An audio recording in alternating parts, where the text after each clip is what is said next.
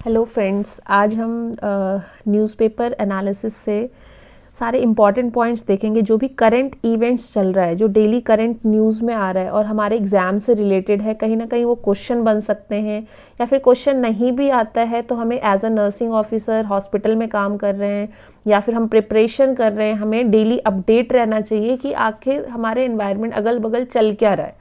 समझ में आ रहा है? तो मैं आज से ये इनिशिएटिव स्टार्ट कर रही हूँ जो भी हमारे एग्ज़ाम पॉइंट ऑफ व्यू से इम्पॉर्टेंट है, तो जो एग्ज़ाम देने वाले हैं उनके लिए भी हेल्प करेगा एग्ज़ाम के लिए, और जो जॉब में है वो डेली अपडेट रहेंगे कि आखिर क्या हो रहा है हमारे अगल बगल। अगर कोई ड्रग्स आ रहा है या फिर कोविड आ रहा है तो उससे रिलेटेड अपडेट मैं न्यूज़ का आपको देती रहूँगी। ठीक है, तो ये द हिंदू न्यूज़पेपर है, उसका जो है उसके अंदर एक आया है, pharma firm faces inquiry over killer cough syrup.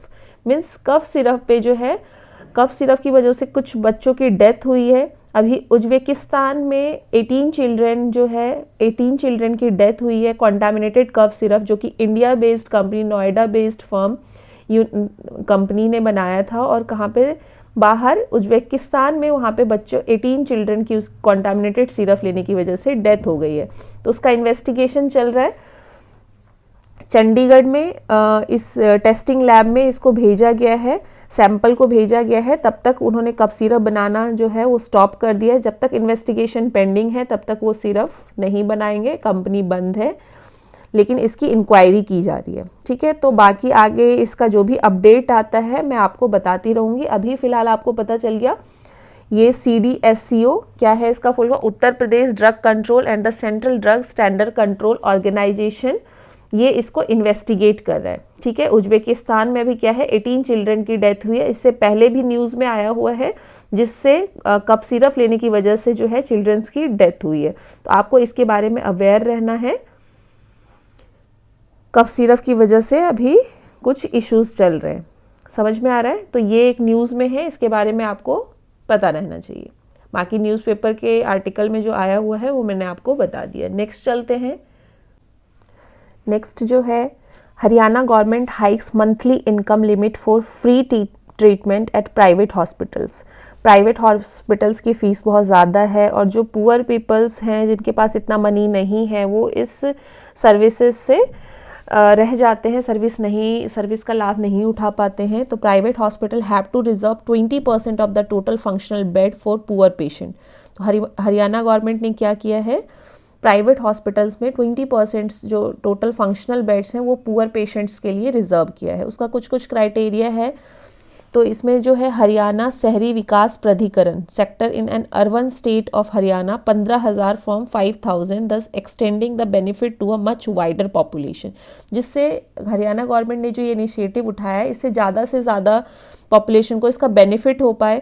बाकी OPD सर्विसेज में चेंजेस किए हैं। जो सुपर स्पेशलिटी हॉस्पिटल है वहाँ पे, उसमें भी बहुत सारी पुअर पेशेंट के लिए जो है रिजर्वेशन दिया गया है। 20% of the total outdoor patient on a first come first basis पे होगा। They have also need to reserve 10% of the total bed for the free treatment to the poor patients. तो ये जो HSVP है वो क्या है, हरियाणा शहरी विकास प्राधिकरण, हरियाणा गवर्नमेंट ने ये प्राइवेट हॉस्पिटल में रिजर्व किया। इसमें मेनली जो हॉस्पिटल हैं हरियाणा के प्राइवेट हॉस्पिटल्स भी आते हैं और इसमें वेदांता हॉस्पिटल जो है वो भी आ रहा है और फोर्टिस हॉस्पिटल। ठीक है, गुरुग्राम हॉस्पिटल में कौन सा, जो 3 प्रोमिनेंट गुरुग्राम हॉस्पिटल हैं जिसमें Medanta, Medicity, Artemis and Fortis hospital ये आते हैं। ठीक है, ये भी इसके अंदर इंक्लूडेड है। इसके लिए जो पुअर पेशेंट है उसमें बेनिफिशियरी क्या होना चाहिए, उनके पास आइडेंटिटी कार्ड होना चाहिए, फैमिली का identity card, BPL card, Ayushman Bharat card. तो वो जिनके पास ये कार्ड है वो एलिजिबल होंगे इस सब्सिडी ट्रीटमेंट के लिए। ठीक है, तो ये एक बहुत अच्छा इनिशिएटिव हरियाणा गवर्नमेंट में लिया है, इसके बारे में भी आपको पता होना चाहिए। ये न्यूज़ में है अभी फिलहाल।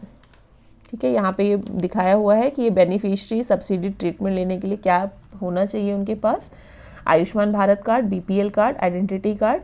तो ये एलिजिबल होंगे सब्सिडी ट्रीटमेंट के लिए। बाकी कुछ परसेंटेज रिजर्व है कि 5 से 10 लाख का ट्रीटमेंट है तो 30% ट्रीटमेंट कॉस्ट होगा। 10% normal charge in the build amount, उस पर डिस्काउंट किया जाएगा। अगर 5 लाख तक होता है, 10 लाख तक होता है या उससे ऊपर होता है तो इस पे डिस्काउंट मिलेगा। Chief minister, health minister, civil surgeon, अगर ये पूरा रेफ़र करते हैं तो 10 लाख का जो अमाउंट है उसमें भी बहुत बेनिफिट मिलेगा। ठीक है, तो ये कुछ न्यूज़ है जो इससे रिलेटेड है, इसके बारे में भी आपको पता होना चाहिए। आज के न्यूज़पेपर में आया है 30 दिसंबर 2022 के न्यूज़पेपर में है, तो ये दोनों मैंने आपको एक news next, RT-PCR negative report must for air travellers from 5 Asian countries. ठीक है, RT-PCR का नेगेटिव रिपोर्ट मस्ट कर दिया है एयर ट्रैवलिंग के लिए। Travellers arriving in India will have to fill a self declaration form on the air Suvidha portal. ठीक है, तो ये जो एयर सुविधा पोर्टल है, इस पे ट्रैवलर्स को क्या करना होगा, जो arriving in India will have to fill a self declaration form fill करना होगा। ठीक है, तो ये जो है rise in number of COVID-19 cases, the government has made negative RT-PCR report to a mandatory requirement for air travelers arriving from China, Japan, South Korea, Singapore और Thailand. यहाँ पे लिखा है 5 एशियन कंट्रीज, तो कौन कौन से 5 एशियन कंट्रीज के लिए किया हुआ है, China, Japan, south Korea, Singapore and Thailand. समझ में आ गया। तो ये इसके रिगार्डिंग न्यूज़ है, क्योंकि अभी कोविड-19 के केसेस यहाँ पे ज़्यादा बढ़ रहे हैं, बहुत सीरियस कंडीशन हो रखी है, इसलिए इंडिया में भी इस चीज़ को जो है वो अप्लाई किया है। तो जो भी यहाँ 5 जगह से एयर ट्रेवल कर रहे हैं उनके लिए RT-PCR का जो नेगेटिव रिपोर्ट है वो मस्ट है।